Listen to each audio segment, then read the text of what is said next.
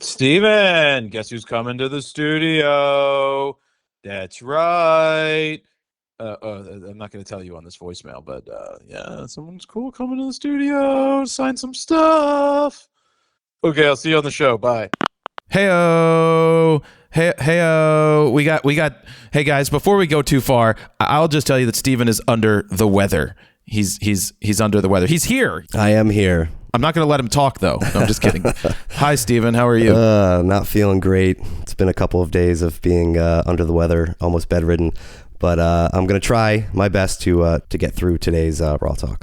So, as the voicemail alluded to, Evan Vucci stopped by the studio. The reason he stopped by is he was in town at the he went to a concert the night before, and I was talking to him a week or two ago about the photo. He wanted to trade photos with me, right? He wanted my Otani photos, and I was like, well, I'll trade you for something else, right? Like that Trump photo. And he's like, yeah, man, no problem. And so he reaches out and he asks me, he's like, where do you get prints made these days? He's like, it's been so long since I've ordered prints. Yeah. And I was like, well, actually, I don't send out prints. I do all them here. I got the Pro 1000, and I just feel that inkjet is far superior to anything that a store, that anything that's going through a wet process is going to offer you. With the right paper. Correct. Good call. With the right paper. What I will say is I actually went to Printique to look at what they offer because I wanted to see how much a print costs from them. And when I looked up, say 16 by 24, which is full frame, it was like $20, which isn't bad. And then I read that it's inkjet. I didn't realize that I'm pretty sure that most companies switched are no longer, they're no longer doing wet process machines. And that kind of makes sense because at Brandon at Allen's Camera, they picked up a new machine a while back that prints 4x6s, but it's, prints other sizes. It's all done Noritsu's with ink. Yeah. And I didn't even know that changeover happened because it's no more chemistry. But what I told Evan is like, you know what? I'll print the photos for you and I'll mail you the 17 by 22s. And he's like, yeah. It's like, because I'm like, I'll do it. I have the prints, I have the paper, I have the ink. And I was like, I'll do it. So I printed him a bunch of prints. He came in and he wanted to sign a couple for me. So he signed a couple for me, which was cool. Time to put them on the marketplace. What? $10,000. $10,000. Donated all the proceeds to Planned Parenthood. You just got to pick the opposite. He left me a couple of prints and he's like, you could do whatever you want with them. And I'm like, well, I will not be selling them. That is not a good look. That would never, not at all. That wouldn't be good, but I have them to be here. He personalized one for me and he said, Steven doesn't get one. See, I didn't think that he could even sell them if he wanted to, just because the AP owns that photo, don't they? I'm not sure when it comes down to making prints or personal prints. I mean, he has the files. I don't know. I don't know how it works for quote unquote art. So I don't know, but I'm not in any way going to sell those. I'm just going to sit on them. I'm going to get the one. Such a bad look. I know. I'm going to get the one framed for me.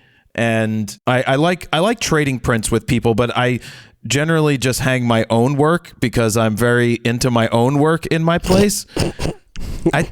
What looks better to me. I just like my photos hanging in a place. But whatever. It was just awesome that he stopped by. He had great questions about the studio.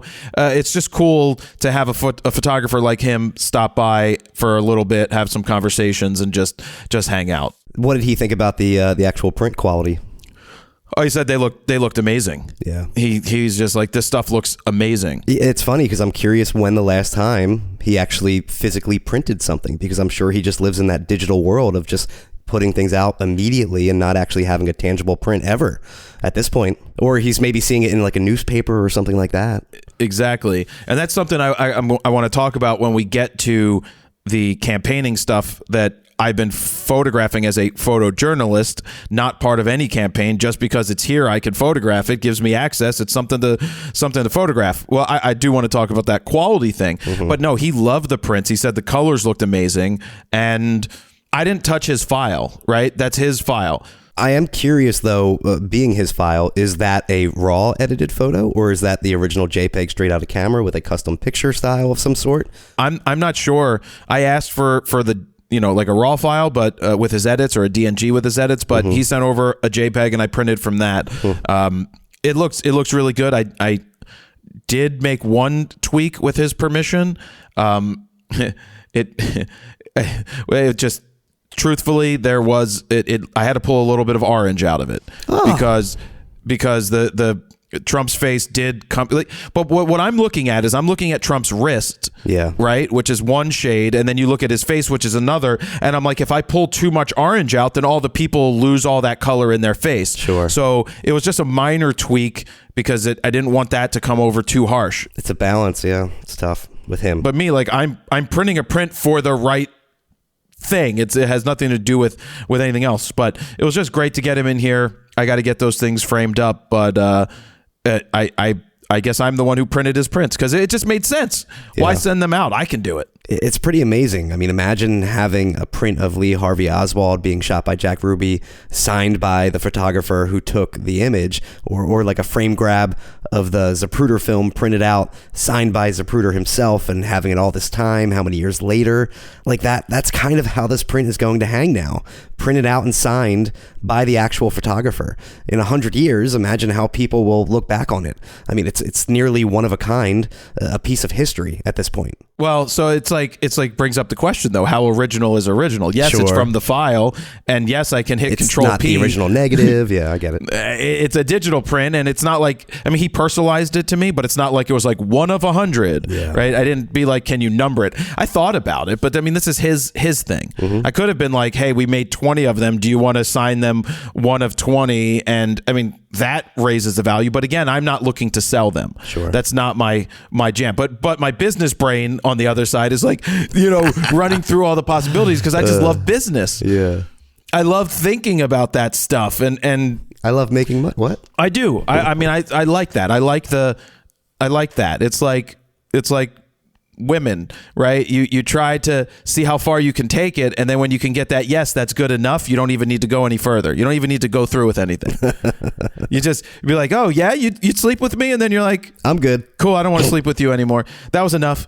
I know that I can. That's good. And then they're like, what do you mean? I'm like, yeah, no, what I said. And then all they try to do, this goes back to Perry Farrell and the neg, right? He's like, Perry used to say this on the bus. It was kind of funny. He's like, so you walk up to the hottest girl in the bar and you walk over to her and you say, hi, your left ear is lower than your right ear. And you walk away, and then you look over, and now she's questioning whether her left ear is lower than her right ear, and she's going to spend the whole time trying to wonder, like, she's going to try and prove herself to you, and then she's going to come up to you and be all like, whatever, trying to prove you wrong. Like, mind games. Total mind games. Another mind game, and it's not just with women, Arnold Schwarzenegger says this in Pumping Iron, or whatever that movie documentary was, where he would go up to the other guys who were warming up and be like, your calves look bad. Your calves look puny, right? He would single out something because he knew that these guys would be so self-conscious about it that they would then go focus on their calves, which would then take away the focus from the other stuff they should be focusing on because everything was really fine and he was just messing with them. Gotta love it.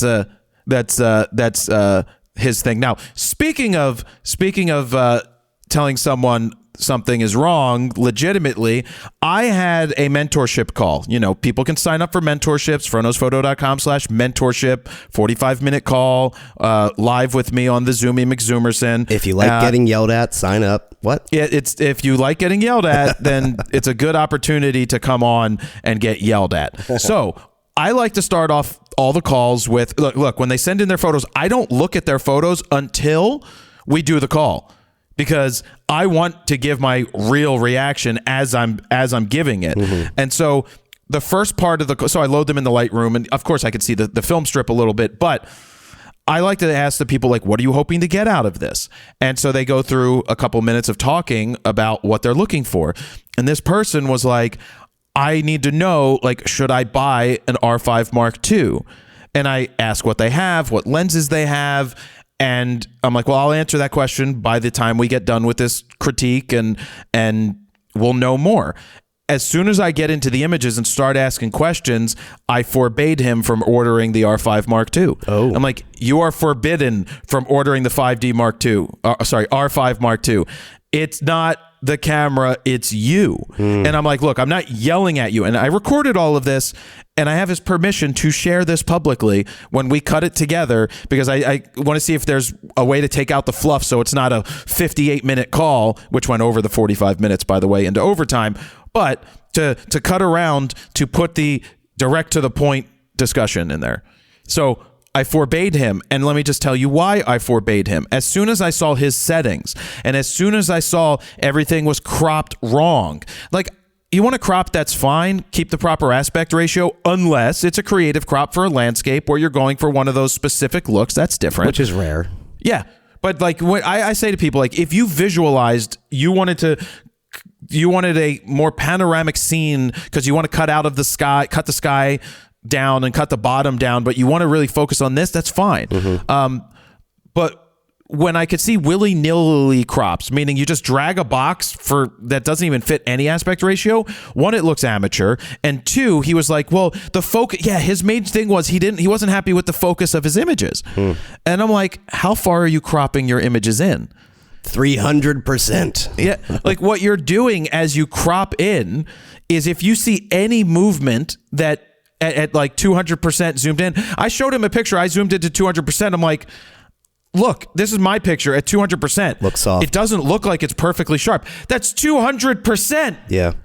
That's the size of a fucking wall. And I'm like, even at 100%, if I printed it 17 by 22 off my Canon ProGraph 1000, you would never know. I got into this issue with my 4x5 project, where I would scan it, and I got these massive 2400 DPI scans, and I'd zoom in 1:1, and I'd be like, that's looking a little out, like, and then you're like, what do you, that would have to be the size of a building. Yeah. And then you'd have to be 1 inch from it. And that's the other thing, is people forget that even if you printed a billboard, you're viewing the billboard at 150 feet. Exactly.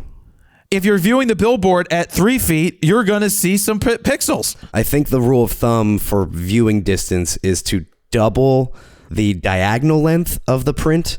So even an 8x10 would be best viewed around 2 feet away. Yeah, but even when I print an 8x10 and I hold it up to my face, it's like... You got a freaking magnifying glass, you're looking at it. Still not tack sharp. Yeah, so I told him, I'm like, you're forbidden. You're verboten from purchasing the camera. And then it just keeps going, because now I'm looking at his pictures where everything is cropped tight. And I'm like, you're cropping everything too tight. You're enlarging any perfection that might be there. And then I started looking at the settings.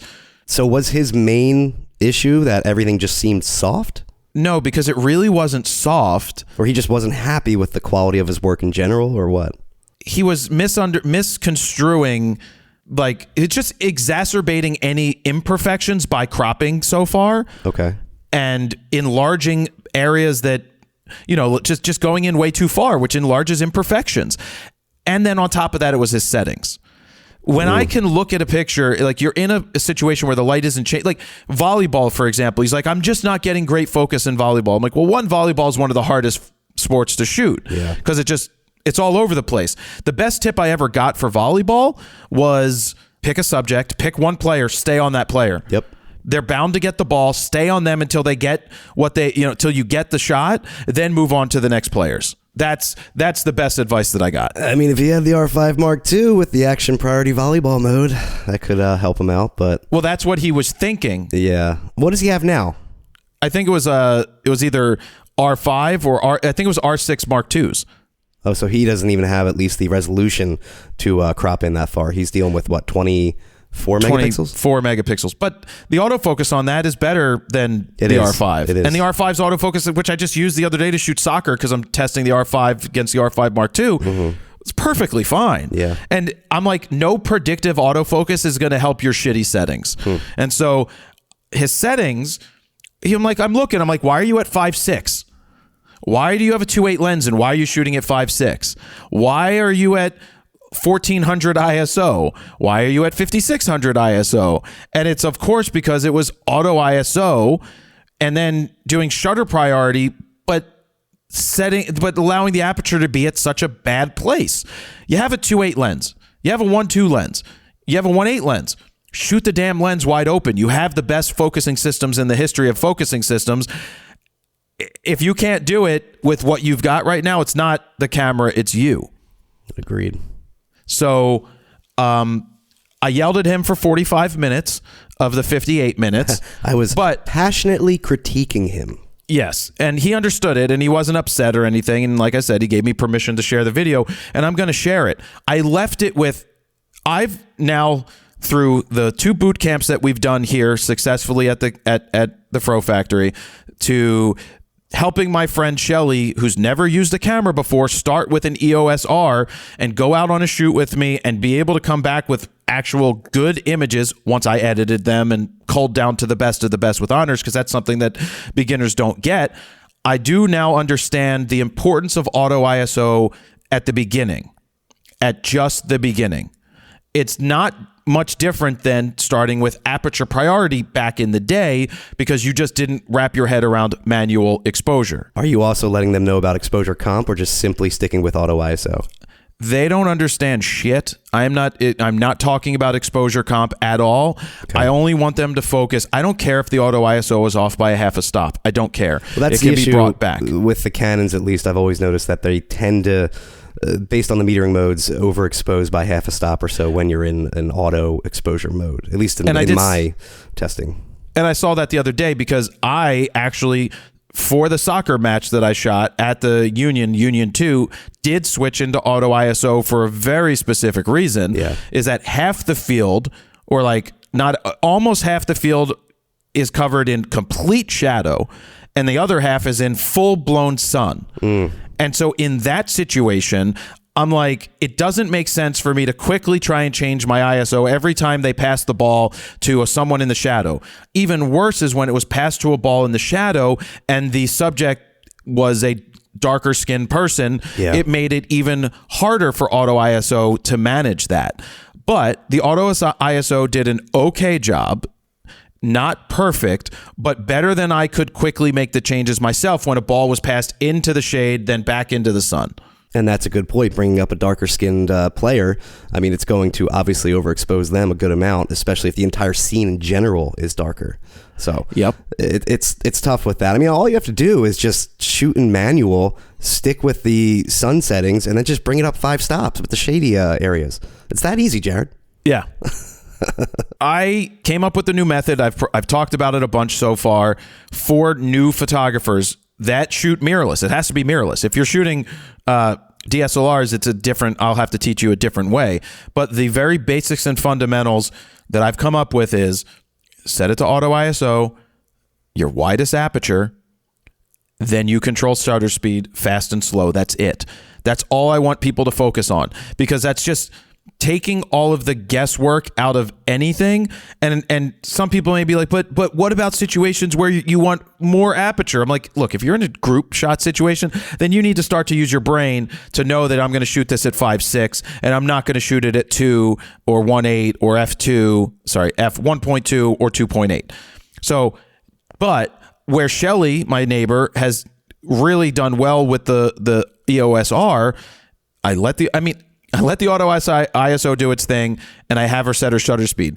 Now, I did notice that one of her ISOs was at like 12,800 because she was at 1/4000th of a second for a portrait at f2, because I put the 85 f2 on there, and I'm like, I didn't even tell her about it, because for now it's fine. Just take pictures, and then you start to remind someone that in this situation, if the subject isn't moving, you dial down that shutter speed back to 1/250th or 1/500th, and that ISO is automatically going to come down without you worrying about it.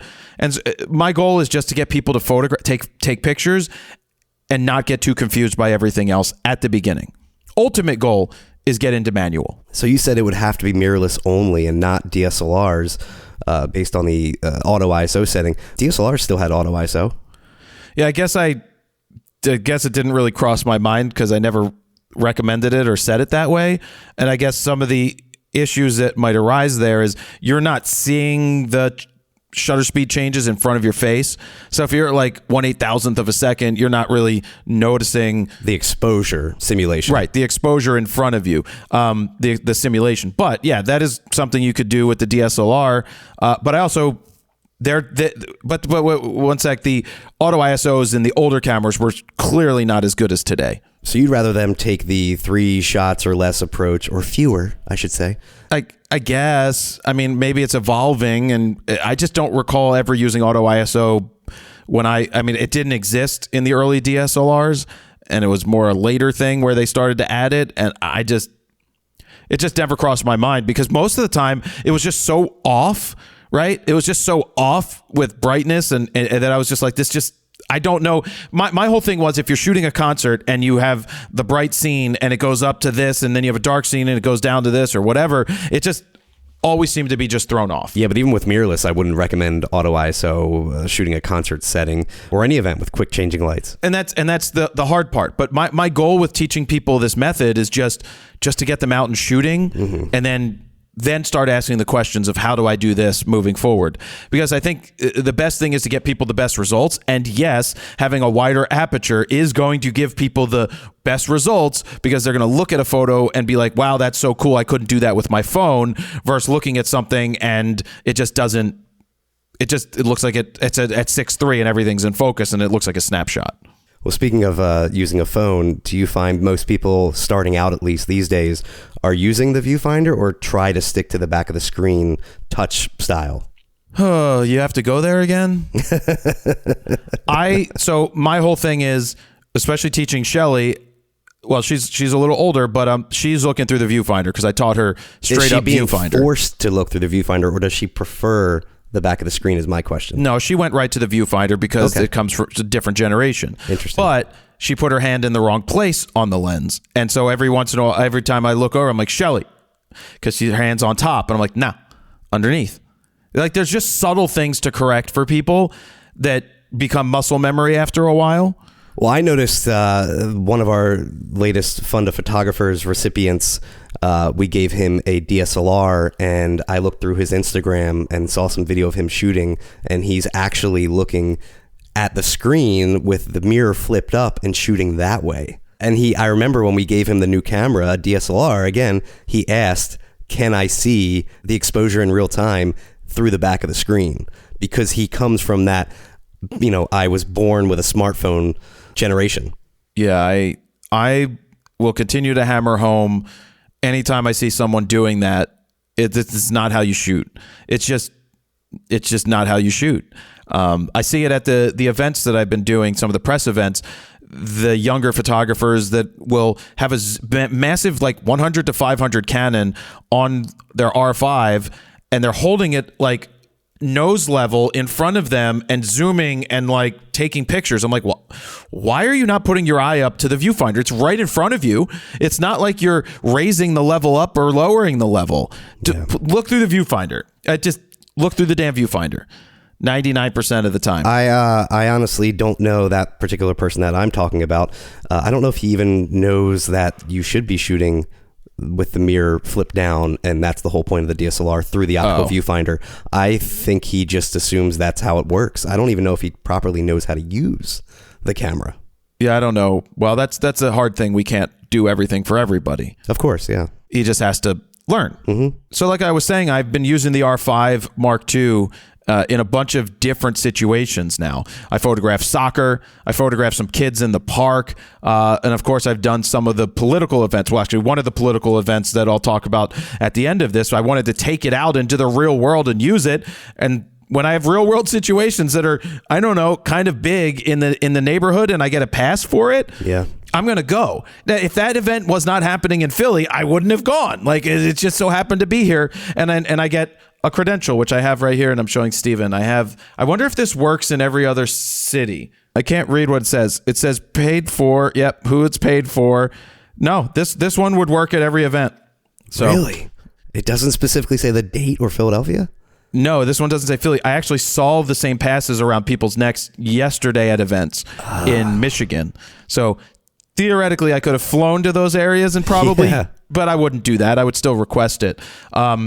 But let me talk about the R5 real quick, Mark II. The soccer match, the craziest thing that I saw was I couldn't tell if I had action priority on it at first, and I wasn't happy with what was going on with the focus. Now, mind you, I'm using the the EVF shooting the way that I hate people shoot, because I'm using a recorder up top so I can record the autofocus for everybody.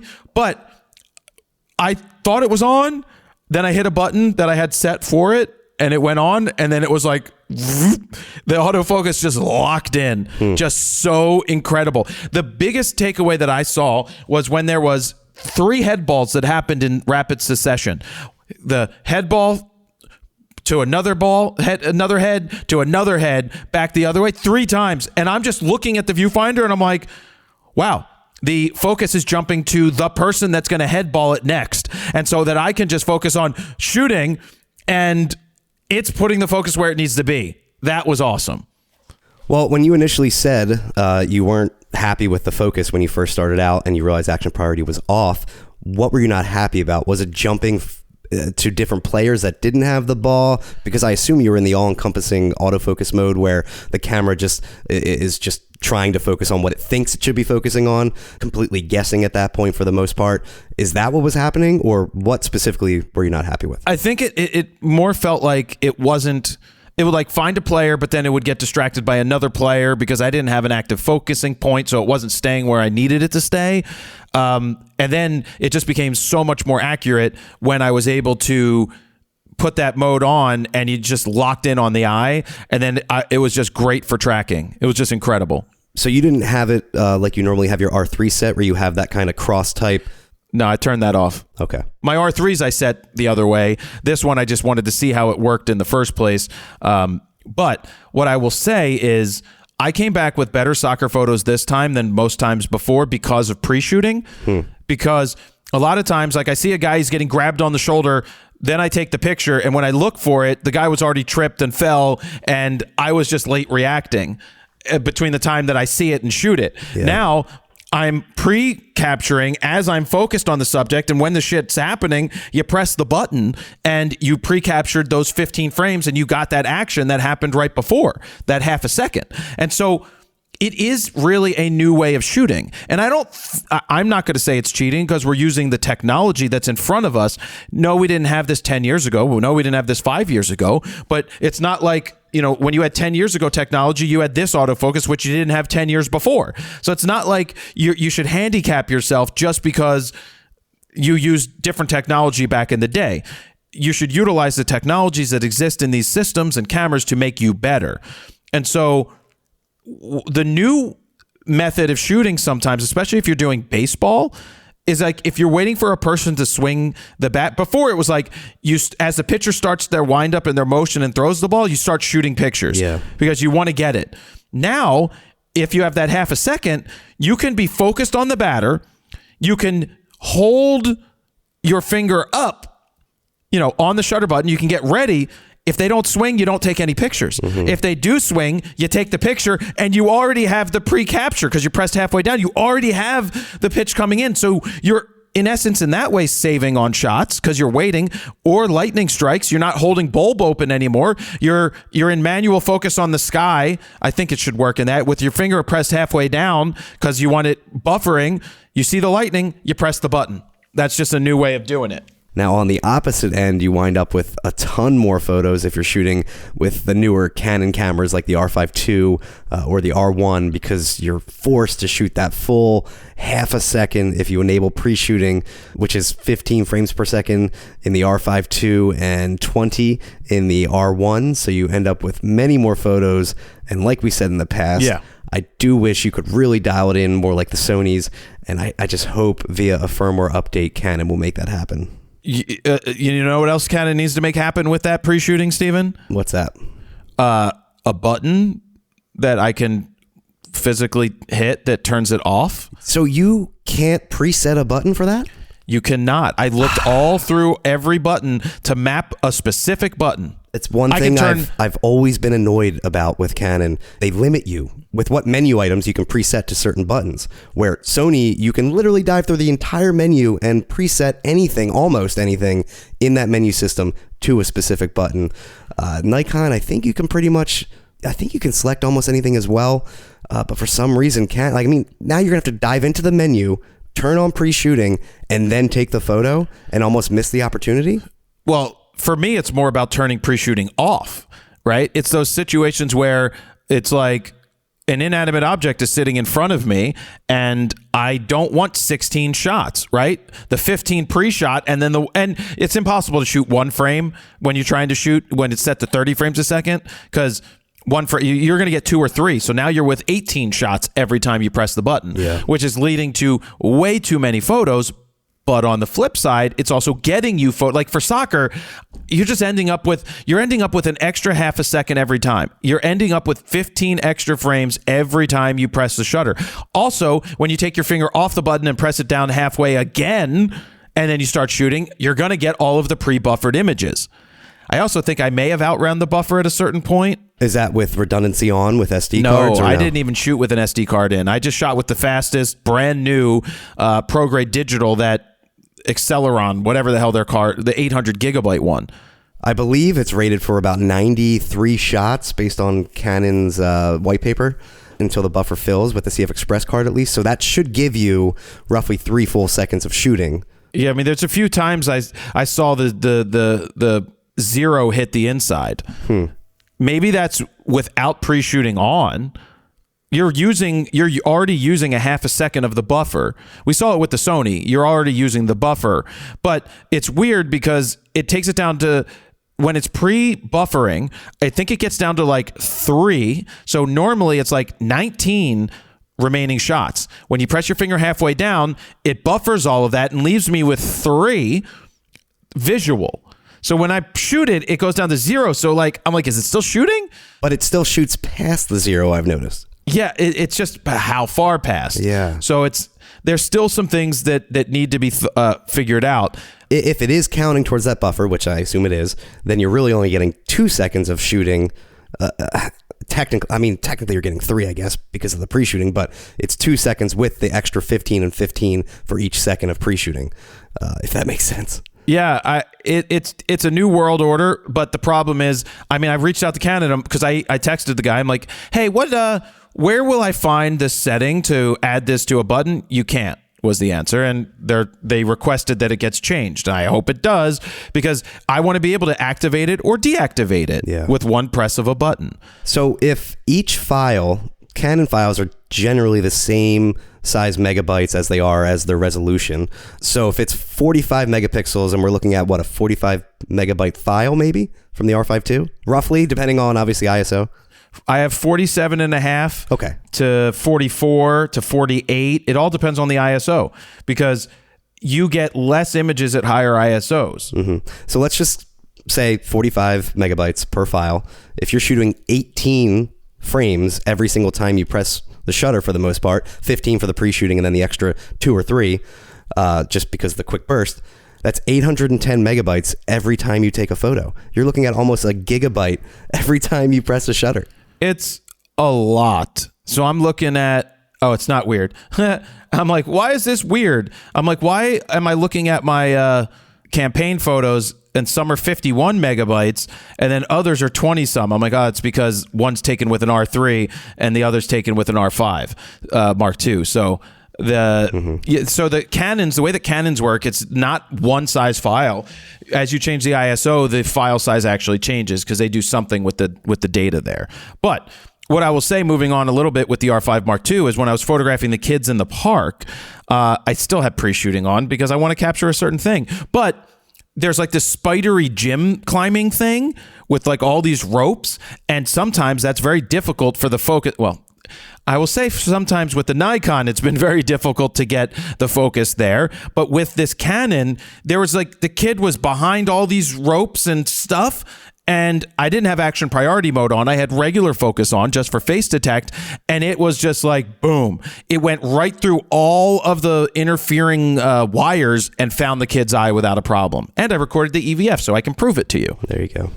And then they were running through the little rain, the splash water pad. The splash pad, they call it. And a lot of times, I'd say 90% of the time, it was finding the kid on the other side of the splash pad through the fizzing of the rain. that it was creating. It was pretty good. So overall, do you feel like there was a big difference between the R5 II and the R5, or just a incremental update in autofocus? It's hard to say because I don't use the R5 as much, but I just think, yes, I think it's more than an incremental update. The autofocus is really damn good. Obviously, if you turn on action it's priority, R3 quality. That's a big update between the regular R5. Yeah. But if you're just using them in general autofocus modes between the two, you're basically saying it's the R3 AF for the most part. I don't know. I guess my question is it enough to make me upgrade from my R5 to an R5 Mark II if I'm solely looking for an autofocus bump? I mean, yeah, for the autofocus bump, yeah, and shooting speed. Like, you get the shooting speed, you get the pre-shooting for me. But if you're an everyday shooter and you're happy with the portraits you're getting, that camera is going to live on for a long time as a fantastic camera. Sure. You know, and I guess there's reports, DP Review put out something saying that, you know, you take a hit on quality to go with the BSI stack sensor. I'm so tired of all these studio testing people putting out shit, then Petapixel posts about it and then talks about, you get a loss in quality as a blah blah blah. No one is ever going to notice anything ever. You're not going to know. Just go shoot the damn photos. People get so stuck on bullshit. There's no news shooter out there like Evan Vucci and all these guys. They're given these cameras, and like they always say, they never update the firmware. It's like they know what they need to do. They go out and they capture the moment, and they get the moment. And just people need to stop worrying so much about little bullshit that has no effect on their final images, because they'll never notice it. I also think if you are really caring about the DR or something like that, or lifting something 4 or 5 stops in terms of the shadow area, you're probably shooting portraits or landscapes at that point, which you don't need the latest, greatest gear to do something like that. You can use an older Z7 II, you can use an A7R3 or 4. You don't need the latest, greatest frame rates and speed and shooting and autofocus. I don't think that these cameras are made for people like that care about those issues. And I'm sure there are a couple of people that do a mix of everything, but for the most part, people are buying these cameras for the intended use. Correct. What's so crazy is you and I are so far removed from being a beginner. I'm 30 years away out of being a beginner. And it's hard to wrap your head around someone just starting out because my brain thinks as a camera. I understand the settings. Everything is just second nature, third nature, fourth. It's just, I get it. Yeah. I put in more than 10,000 hours, 30 years of doing it. And it's hard when someone's starting to wrap your head around what they don't know because there's just so much information that we've gleaned over the years. Yeah. But still coming down to the basics and fundamentals is still the most priority and important thing for people to understand. That if you have any of today's technology and today's cameras and you're having an issue, it's most likely you and not the camera. And you need to learn your stuff before you can do anything else with the camera. So now let's move on to photographing one of the bigger events that I photographed in a while, which was a political event that happened in Philadelphia. It so happened to be here, and I was able to get a pass because I'm on the list to get press releases from so many different, whether it's musicians, politicians, or whatever. I'm on these press lists that I've signed up for, and I requested a pass and I was approved. Obviously, Kamala Harris was here announcing her vice presidential pick for the very first time and introducing them to the country. And I got access to the event. It so happened to be at the Leah Cora Center, which is on Temple University's campus, which so happens to be the first place I ever shot a concert. That same stadium in 2003. Worst venue to shoot. Yeah, it's not a great venue, but they bring in a lot of lighting for something like this. Yeah. Now, this is a big event. So I was chronicling on Instagram while Steven was dead in bed. I was chronicling on Instagram what my thought process was on what gear to take and why. And I did that throughout the day because remember, yes, it's a political event, but I'm there as a photojournalist to document and share my findings with you guys. That's what I'm there to do. And so I know I have my D3Ss that I wanted to take. And by D3Ss, I mean R3. Fuck. That was a bad slip. Freudian slip. Going back to I have Nikon. my 2 R3s and I had the R5 Mark II, right? So I had all these cameras, and I'm like, I'm going to take these 3 cameras. I had Black Rapids send me a double strap because 2 weeks ago when I photographed that Shapiro event, I had one Black Rapid strap, then I had a 100 to 300 millimeter, and I had an 85 1.2 on a second camera, and I didn't have straps on anything else, and it was a pain in the ass. We have a double strap somewhere. I know. I think I saw it downstairs. I was going to say, I've used that made Black some Rapid. upgrades. Okay. So Black Rapid sent me it out. I watched their really bad video on how to set it up. Really bad, really bad video. I mean, atrociously bad, like 2008 style quality video. Is it newer? I don't know when it was from, but I just didn't like it. It's like one of the things was like, if you don't like the length of it, just do this. And they don't show you the how to do this. They just tell you to do it. I'm like, that doesn't help. But so I put the double strap on, double dildo, Ooh. put that on, and put the one camera to my right, put the one camera to my left. And normally I don't shoot with 2 cameras, but I found that having a shoulder bag is really bad to shoot out of because you still have to put it down. You can't change lenses while it's hanging over your shoulder that easily, right? It's just awkward. Well, especially when you load it up with like 5 lenses.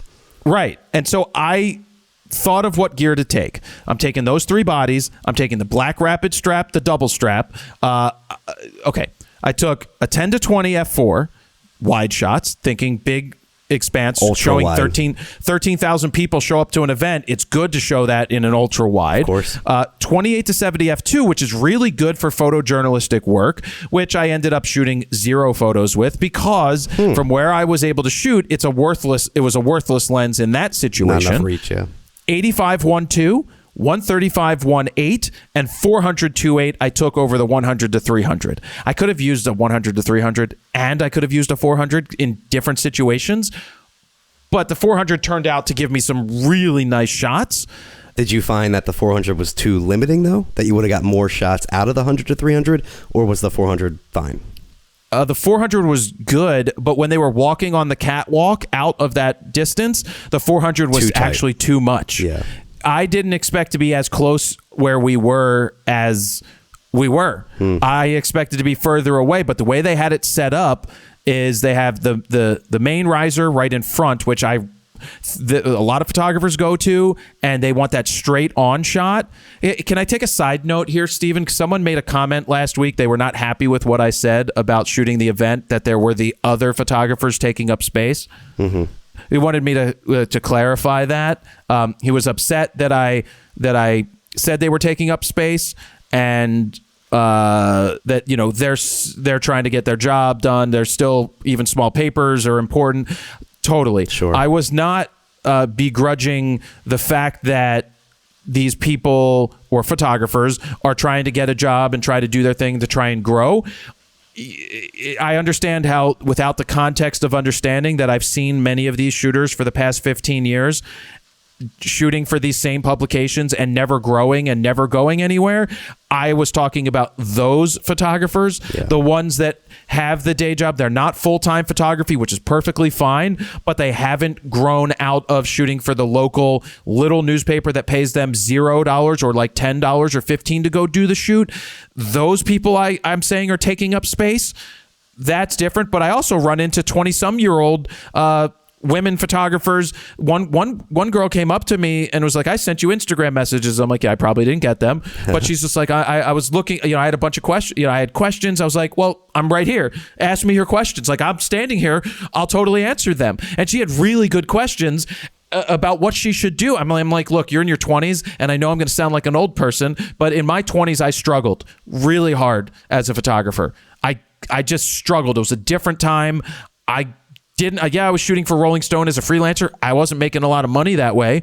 I'm like, she told me what she was looking to do, and her work is pretty good. And I'm like, you need to focus on this, keep doing this, keep meeting as many people as possible, get into as many events as possible without worrying about how much you're going to make right now. I know it sounds counterintuitive, but when you're younger, the respect isn't there yet. The money isn't going to be there yet. But at some point, if you can, it's the war of attrition. If you can survive long enough, meet enough people, you're going to get in and you're going to get it done. But that person, I told them, I said, yes, you're right. I should temper what I was saying about those photographers that are taking up space. That's my clarification, what I just said to that. And also, I just think that, look, bringing it back to that front on, the straight on shots just look so flat and so boring. And there were certain photographers just, this is the shot I want. And it's like, well, then you're thinking wrong, in my opinion. Did you have free reign to run around the venue during this event or no? Free reign to run around the entire venue, except for can't go into the floor area where the we'll call it the general admission, the main area. They said you can't go inside of those bike rack area, which is where the pit of humans fans were. And then I didn't have access to the buffer. The people that did had green stickers on their thing. I did not have a green sticker. The people with the, I'm not going to say the pool photographers, how they did it, because I don't want anybody copying it. Yeah. But the green sticker, wasn't a sticker. It was just fluorescent fluorescent gaff tape, which I have that green gaff tape. Ooh. I should start packing different colored tape in my bag, but I wouldn't risk it and wouldn't cheat and do that. Make it Skittles on your on your pass. Yeah, like I have little pieces of tape so I could, sneak my way in. Not worth it. Not messing around with Secret Service. That is not something you want to do. Not that Secret Service was in charge of who was going in the buffer. I didn't have buffer access, but I went to what they call the cut, which is generally halfway between the riser and the stage. The cut was on the side, directly in front of me, was a perfect profile view of the podium. That's why I chose to go there. I put my bag there. I did yell at someone. Why? Well, they said hi to me, which was cool, and they're fans and all. But I guess they disappeared. They said, that's my spot. Like, yeah, I'm going to be shooting there. But they didn't shoot there for the first hour and a half at all. And then they show up out of nowhere. And we're like, I told you I was coming back. I'm like, yeah, you picked the best fucking time to come back. Like, you're now right in my way where shit's about to happen. Sit the fuck down, do your job, get out of the way. But like, if you come back 2 hours after while we're standing here shooting and you expect to get your spot that's saved, like, stand next to me or stand behind me in that case, because there was room to do that. But now you want to step in front of me after I've been here for 2 hours waiting and shooting. And now you come back at this one time.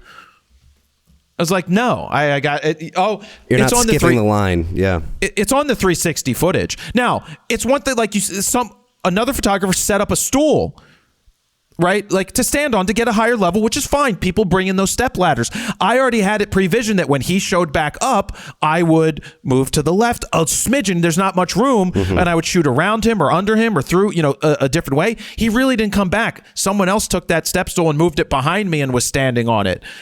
And so the guy never really came back to that position. But when that other guy came back, I was just like, you picked a real good fucking time to come back. And I'm like, get in your spot. Like, get there. She was about to introduce him for the first time, her running mate. And this guy's like fucking around. It's on the 360 footage, Steven. Please upload that. It is uploaded. I already backed it up. It's in there. And I just Do I know this photographer? No, I didn't know them, but they were obviously a longtime fan. They told me, but probably not after I yelled at them. Look, there's different me's. If you fuck around when I'm shooting and you get in my way, it's a different story than if it's an event where I'm helping and teaching. That's fine. But when it comes to me being focused and shooting, I try to talk to people before the event. But if I'm focused, I still am nice. Like, hey, I say hi. Like, thank you very much. I appreciate it. But I'm working now. Even if it's a planned photo shoot that we're recording or filming, and I get in your way, you're like, get out, Steve, no, move. Steven, fuck off. Literally. So I get it. I've seen you in those situations, and that's even with something that doesn't really matter, that we're just filming and I can just fake it after, I just wasn't happy that the guy showed up back again at that particular time. And at that time, he could have just really, it was an open space sort of in front of us slightly, right? There's like 3-4 feet there, and he was going to step right up in front in the middle. He could have stood next to me without a problem at that point. Like we've always said in the past, there is an etiquette when it comes to shooting live events like this. Now, I get you save your spot. Like, I totally get that. I don't know about saving spots, man. I don't know. No, you set up your step stool. You set up that stuff to register your to be spot in that general area. In that area, yes, but not a specific spot. In here, like, right, and you work around each other. You have to work together because it's not, no one owns that specific spot. But when you're going to show up and stand back up now right in front of me after not being there at all, you could have stood right next to me without a problem, and that would have been perfectly fine. Let me break down the lenses. The 10-20 f4 was only good when I went upstairs to shoot the ultra wide shot. I had free reign to run up there. Oh, let me take a step back because I ran past some Secret Service people. Oh. I just want to give you a little insight on getting into the building. You get into the building and you're waiting in the lobby area in a line. They allow like 4, 5, 6 photographers into this carpeted area where you will open all your bags, open your laptop if you have a laptop and make sure that it's on, take all of your cameras out, power them on, and then they sniff it with the dog, and then the Secret Service person physically goes through every nook and cranny of your bag, every pocket. Good. Looks through your cameras. So I didn't have my lenses on at first, but when I set it up, I put lenses on each one. I took the lens caps off because I want to make it as easy for them to not have to take the lens cap on, take the lens cap off to figure out that it works. So I turned the cameras on, I left them sitting there. They went through everything. I packed my stuff back up, go through the magnetometer, and you're good. But it takes time. I was going to say, how long did that process take? They said that you must, show up around 2, no later than 3 for press. I showed up at 1:15. They let us in. They let us walk to that area around 1:45. Then the process was another 30 minutes of waiting for the two groups that went in front of me till then it was my turn. And then I got in 2 hours before the event started fully. And then I went and, but actually reserved my checking spot your bag, was it 5 minutes? Was it 15 minutes? It's like a 10-minute, like a 5-minute check, less than 5 minutes. But I took a roller bag with me, so I left that open, and I forgot. I've got all those. I've got like change. I've got so much stuff just in random pockets. Yeah. I'm like, did I leave anything? Like, I don't own a weapon. Did I have a knife? No, I don't think I did. Right. So it's just like, yeah. These are things that you have to be prepared for. Show up early, just in case you can't find parking or you get lost or there's an issue with your pass. There's always things. Just show up early. But so the 10-20 was good for one specific shot up high. Yeah, obviously that's going to be more of a specialty lens for an event like this. You need that one ultra wide shot, boom, done. Yep. For the most part, you're not in the buffer. There's really no other need. Mine is showing the crowd. In the buffer, I would have used the 28-70. And it would have been good in the buffer. Since I wasn't in the buffer, the 28-70 just went back in the roller bag. I had a belt pack on. The only thing in the belt pack was the 10-20 because my 400-2.8 had a R3 on it. My 135 I had on the R3 on my right-hand side. The R5 Mark II, I had an 85 on, hanging on the left side of the Black Rapid strap, and the 402.8 was right in front of me, standing up, ready for me to grab. And it was just and my belt pack was fine. It had accessories in it. It was just really good that, like, I shoot with the 135, I put it to my right down, I pick up the other one, I pick up the 400. It worked really well in that situation. Even when I ran upstairs, I hold the cameras as I run. I don't let them flop around and bounce off of my back and bounce off of things. I'm still protective of it. So that strap was really comfortable. Oh, by the way, my left shoulder hurt and is sore. That's because I didn't use a monopod with the 400-2.8. Oh, yeah. I handheld it in the situation. And I know people are like, oh, it's so light, you can hand hold it. But try hand holding that for minutes. That's when it's like, oh, it's a wear and tear for sure on your shoulder and your bicep. So the 85-1.2 was good for horizontal shots, and it gave a full body look at 1.2. Real quick, back to the double strap and how you would hold them instead of, you liked using it. Do you feel like if you were in the buffer as well, running back and forth, for example, following the candidates, whatever it may be, you're actively shooting at that point, so one will be dangling at all times. You can't be holding that secure. Would that have been banging up against things? Would you have still preferred the double strap method? Would you have preferred the bag at that point? What do you think? No, the bag is just the bag is the bag's not going to work. The two cameras is so much better. Now, I'll tell you that when I looked at the AP photographer that I talked to, Andrew, he's really good. He shoots for Getty, except for the fact that he had Sony. somehow. Shooting for Getty, he just was using Sony's. He had 3 cameras on him, and he had regular straps. He had 1 camera hanging around his neck. He had 1 around his left shoulder and 1 around his right shoulder. So probably 24 to 70 and 70 to 200, and then 1 other lens. That is as how they do it. So that method, I don't understand the shoulder straps, the old school shoulder straps. That to me, it's going to fall, right? Yeah. That feels like it's going to fall and not be as secure. So I was fine with, but a lot of times they grab the strap and they put it down on the ground. Okay. And then they'll pick them up and run and go with them. But I felt that I really was happy with the method that I had. Okay. So if I was in the buffer, I would have probably had a 28 to 70. I would have the 10 to 20 in my fanny pack, or a third camera around my neck might be another option in the future to think about, so you don't have to change lenses. And then I would have had like an 85 or a 135 on the other for being in the buffer. Probably an 85 would have given me a cooler look. So the 85 was all right. It was almost a little too short for where I was. But it was fine for certain shots. I didn't shoot a ton with it because it just was okay. It's just a shot of what it is. And then the 1.2 looks great. 135 was good. And people were asking, well, why did you chop off their legs? Now, if you look at the photos on my Instagram where I composed it specifically that way, I didn't chop them off below the knees. I didn't chop them off cutting the knees. It's actually cut in a really good spot. There's a couple reasons for this. One, there was a railing in the way that I didn't like how the railing looked on the right-hand side. So this was one way that I could shoot above that railing and still get the frame that I wanted. I also liked keeping all of that upper space, even though it's a lot of dead space, it's not dead in the image because there's complete filled stands with those wrist lights that you would get at a Taylor Swift concert. They handed those out. And so those were always blinking different colors, which caused really cool looking bokeh. And so I was going for that composition. The 400 gave me some really nice tight shots, nice vertical shots. And I didn't, when Harris was speaking, I didn't leave the side cut. But when YELLS was speaking, I left the side cut and actually found a clean shot that was more of like a 45-degree angle than a 90-degree angle. And those looked pretty good with the 400.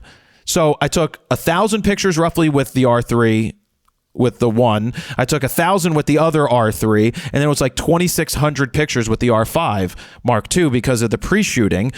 And also I at some point I put that on the 400 2.8, and I put that because I'm like, well, I might as well use it for a review, which is not going to go over too well on YouTube when people see those photos because they're going to be assholes in the comments. But regardless, I'm in a real world situation. I wanted to see physically how the camera worked. I think the camera handled well, but it's definitely not a pro body. You don't have a grip for that yet, right? No, there's no grip for that. It needs a grip. Yeah. But the R3 still feels lighter.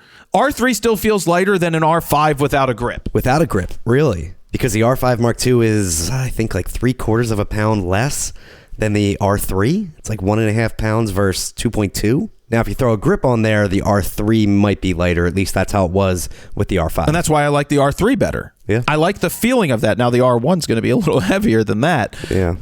I could have used the 1 to 3 in certain situations, but I chose to take the 4, and the 4 gave me some really nice looking, beautiful backgrounds.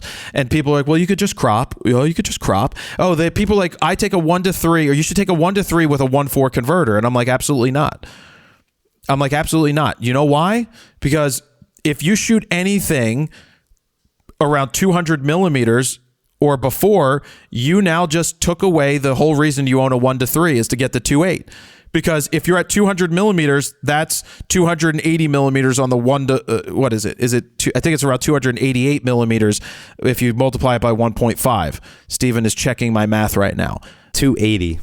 Yeah, 280, right? So if you're at 200 millimeters or 205 or 210 millimeters, you're getting a 300 millimeter, which you already had. The only time you would use a 1.4 is to zoom out to 300 millimeters and get 450 millimeters, or right around, what is it, 420? 420. Yeah, around 420 millimeters. Anything from 250 and back to 100 is you just took away the quality of your 1 to 3 that you spent all this money for, and you're shooting at f fucking 4. Yep. That's my reasoning for saying absolutely not. So again, let me reiterate that this event was coming to town. I so happened to have the ability to get a pass for it. I applied.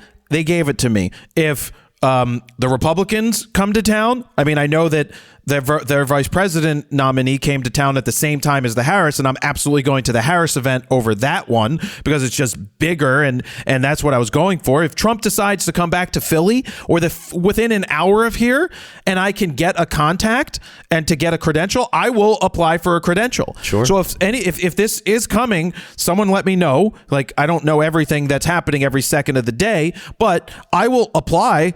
I have to figure out how to apply. I don't have direct contacts into that campaign, but I don't see why I wouldn't be given a pass.